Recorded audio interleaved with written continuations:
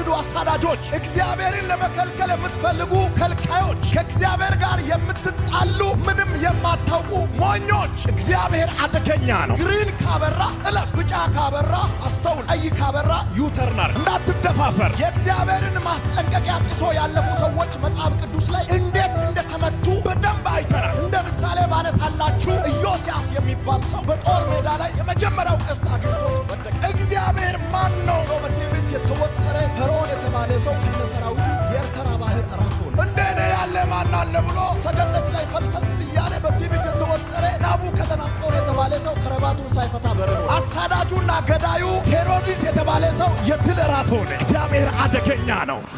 መከፈል የሌለበትን ዋጋ እንድትከፍል ያደረጉ ሰዎች በሁለት እጥፍ ይከፍላሉ። አንተ ቀና ስትል እነሱ አንገት ይደፋሉ።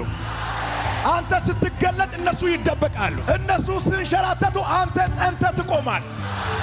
ሃይማኖታችሁን ውደዱ፣ ሃይማኖታችሁን ተከተሉ። ሃይማኖታችሁን ሪስፔክት ማድረግ ምንም ችግር የለውም። የኔ የተሻለ ነው፣ የኔ ከሌለ ኢትዮጵያ አይቆምም አትበል። የኢትዮጵያ ምሰሶ፣ የኢትዮጵያ መሰረት፣ የኢትዮጵያ እስትንፋስ፣ የኢትዮጵያ ኩላሊት የኔ ሃይማኖት ነው አትበል። ኢትዮጵያ የቆመችው በእግዚአብሔር ነው። የማንም ሃይማኖት ኢትዮጵያን ሊያቆም አይችልም። ኢትዮጵያ የቆመችው በኢየሱስ ነው። አንዳንድ ሰዎች በሃይማኖት መንፈስ በጣም ስለተወጠሩ ወደ አክራርነት እያደጉ ስለሆነ እኛ 60 ሚሊዮን ነን፣ እኛ 70 ሚሊዮን ነን ይላል። ክርስቶስ ኢየሱስ በመስቀል ላይ ሞቶ የሃይማኖት ባለቤት ሳይሆን የሕይወት ባለቤት አድርጎናል።